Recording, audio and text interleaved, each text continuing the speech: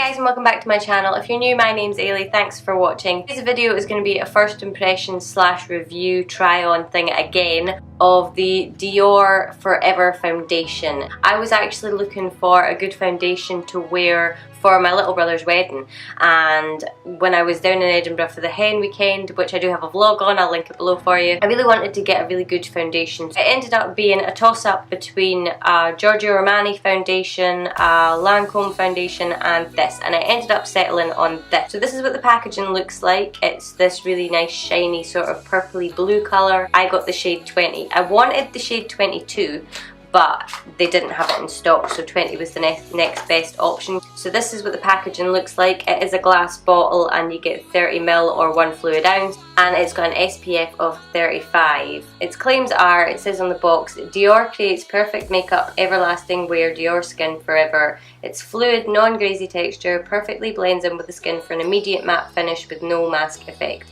Throughout the day it provides optimal comfort and flawless wear. Day after day the skin's texture appears refined and its surface beauty enhanced.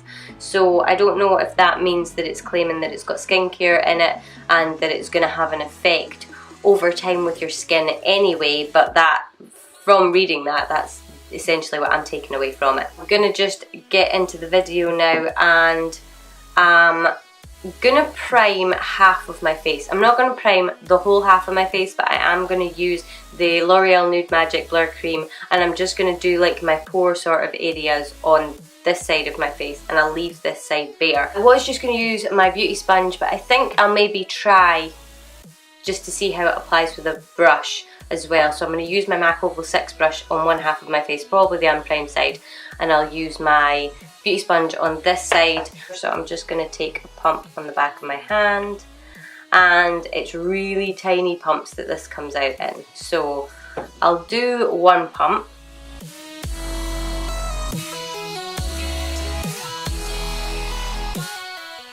That's one pump with a beauty sponge, and you can probably see there that it has absorbed a fair amount of the product, but it was a really small pump and it's evened out my skin tone, and it does leave, I mean, I can't even see it on my skin. So what I'm going to do is I'm going to do another pump, and I'm just going to build up the coverage a little bit more.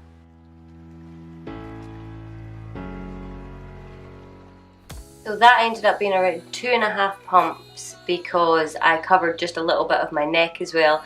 If the foundation's a good match, normally I'll just kind of bronze my neck, but because I do have some breakouts going on around about my chin, I tend to pull my foundation down my neck anyway. So that's 2.5 pumps. I just added a little bit more to my neck and a little bit more to kind of this area here and this area here.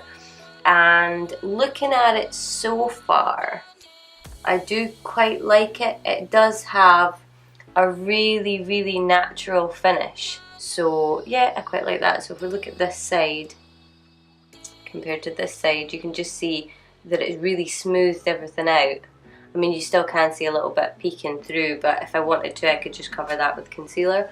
So I'm just going to go straight on over to the other side, and with one pump. The pumps that this pumps out are really, really tiny. The unprimed side as well. I don't know how fair it is doing two different applicators on like primed and unprimed, but we'll just see how it goes.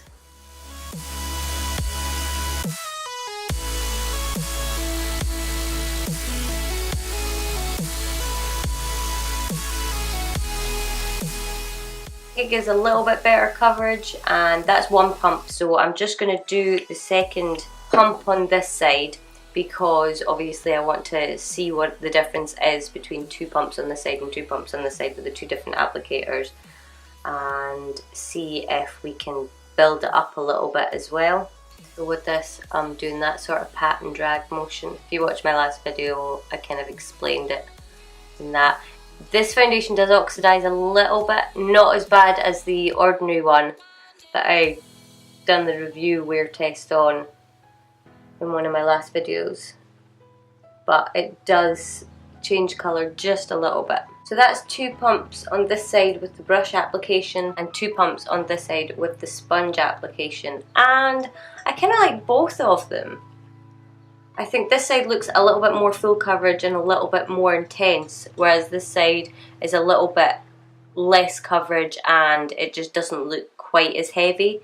But both sides are really nice, and there's nothing heavy or cakey about it. It doesn't feel heavy or anything like that. So yeah, I'll zoom you in so you can get a better idea of what it looks like. We are zoomed right in now, and around about my nose there's a little bit of redness, and you can see a little bit of dryness. That's on both sides. On this side, which is the brush side, you can see a little bit of things peeking through, but not much, and it's really, really smoothed out the skin, but it doesn't look heavy or cakey or anything like that. And if I flip around to the other side, you can just see that there's a little bit more showing through, so you've got one or two wee bits here. I didn't really pull it up this high because I never really do. I like to leave that for my concealer, but I have like a big freckle there, and you can see it really has kind of all around my jawline. It's really covered and it looks really natural. It said on the box that it is a non-greasy texture, which yeah, and it's an immediate matte finish. I get the matte thing, but it has a natural glow to it, I think. I wouldn't call it matte, I would call it more satin finish. So I'll finish up the rest of my makeup and then I'll come back and let you know how everything else blended on top of it and stuff like that. I will see you in just a second. Hi guys, so that is me completed the rest of my makeup, and everything blended over the top really, really nicely. The only thing was adding a little bit of powder did make it look a little tiny bit cakey, but a little bit of Fix Plus got rid of that. So far so good. It looks really good. If you look at it really, really close up, you can see it grabbing onto some dry patches, but overall, if you look at it from a distance, it just looks so natural, and it really, really smooths out the skin. So I'll zoom you in and let you have a closer look. So this is it close up, and this side is the side that I did with the brush. And if you can see around about here, it does look a little bit thick, but this is the higher coverage side because I did 2 pumps with the brush, and the brush was really high coverage anyway. My bronzer and contour did smooth over it really nicely. There isn't like a really harsh line or anything like that. Around about my chin, where I normally get really dry, is looking really good. Around about my nose is caught just about as much as any foundation is going to catch, but it doesn't look quite as bad as usual. And then if I go around to this side, this is the beauty sponge side. It's not quite as kind of grabby or cakey around here, and I do have some really dry bits here, and it hasn't really grabbed onto them at all.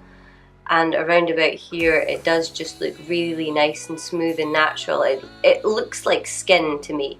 It has sunk into my forehead lines a little bit. I mean, they are massive, so most foundations do sink into them anyway. It's currently 2:40 in the afternoon just now. I think I probably applied the foundation about half an hour ago. I do have to go into my salon and pack up a load of stuff because I'm going to be working out of a different location tomorrow, but it means that I'll get out and about and I'll actually see what this performs like in weather and stuff like that. Let's see how it performs over the course of the day. So I'll leave you just now and I'll check in with you in a little. Hey guys, so it's about 6:30 now. So I think I applied the foundation around about 2:30ish, or I applied all my makeup around 2:30ish. So that's been about 4 hours, and to be honest, the foundation hasn't really changed much. I've been out in the rain, so that's why my hair is like doing wild things right now. I've been out in the rain and stuff like that, and I've been carrying around heavy boxes and packing up stuff and that, and the foundation hasn't really changed. I don't think it's gotten oily or anything like that at all. Sorry, if I'm looking down, I'm just looking into my mirror.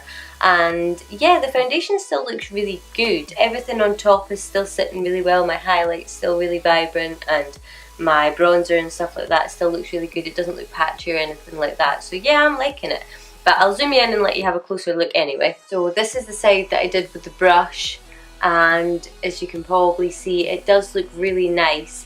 It's still got a reasonable coverage as well. It hasn't worn off around here or anything like that. It's bunched up a little bit in my smile line, and it's still a little bit bunched up around my nose.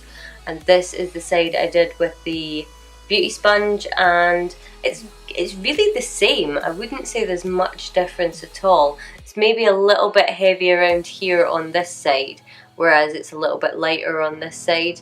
But yeah, I would say that they're definitely really similar. That's been 4 hours. I'll give it another couple of hours. I'll see you guys in a little bit. Hi guys, so it's now 12 minutes past 10 at night, and I put this foundation on at like 20 past 2 or 2 o'clock or something like that. So that's this foundation been on for 8 hours now. I haven't touched it up. I've been out in the rain. I've been to and from different places. I've been lugging about big boxes, and I do think it looks a little bit, well, maybe a little bit more glowy than it did, but it doesn't feel sort of oily in the slightest. It actually doesn't feel like I'm wearing foundation at all, which is really cool, because normally when it gets to like this sort of time of night and this sort of wear time, I'm clawing at my face. I just want to take my makeup off. If I think about it, it doesn't actually feel like I have anything on my face, which I'm loving. I think with a little bit more prep and a little bit of playing around, I'm definitely going to use this for the wedding. But obviously I'm going to test the flashback and stuff like that. What I'll probably do is I'll try a flash test or something like that with this, just to let you see if it does flashback, which I will just insert just now. So looking at the photos, there really isn't that much flashback at all, and I am obviously really quite close to the camera, so I'm hoping with a wee bit more playing around I can make sure that it definitely won't flash back. Obviously I'm pretty sure that most of our photography on the wedding will be in natural light, so it wouldn't need a flash. But anyway, yeah, so my final thoughts on this foundation are I love it. I will zoom you in so you can get a better look at how it's looking right now after 8 hours. Exposure's obviously lower so you can see what's going on, and I'm looking down into my mirror down here, so if you see me looking down, that's what I'm doing, just so I can see what I'm talking about. If you look in around here, you can probably see that it has started to break up a little bit. That's probably where the shine is coming from as well. In around my nose, that is starting to break up as well. In around here. Well, I mean, it is starting to break up, but for 8 hours, and I have rubbed my nose, so you can probably see that my nose is red and my lips have gone completely, but that's not what this is about. So, I mean, you can see that yes, it does have its faults, but to be this good after 8 hours I think is pretty remarkable. It hasn't worn away on my jawline or anything like that, which is where most of my foundations do just disappear completely. In my forehead, it hasn't gathered in any of my creases that I've got any more than it did to begin with anyway. I am really impressed with this foundation. I'd normally stay well clear of matte foundation, but with this one I'm really liking it. I have a month to play with it, just to find out the ins and outs of it and how exactly it works, what goes best with it, what primer goes best with it and stuff like that. So yeah, if you've tried this foundation, let me know your thoughts in the comments below. How much did you pay for it? Where did you get it? I paid £30 for this foundation. I think it might be £31.50 exactly, or £31 or something like that. So I thought that was a pretty good deal. It was only 10% off though, so I'm not sure how much it is normally. I'll put it on the screen how much it is normally, but I got mine in Fraser's in Glasgow on the way back from the hen weekend, and yeah, I'm really glad that I bought it. So if you enjoyed this video, I would love if you would give it a thumbs up and subscribe to my channel. I post videos every Wednesday and Friday, so hopefully I will see you guys soon.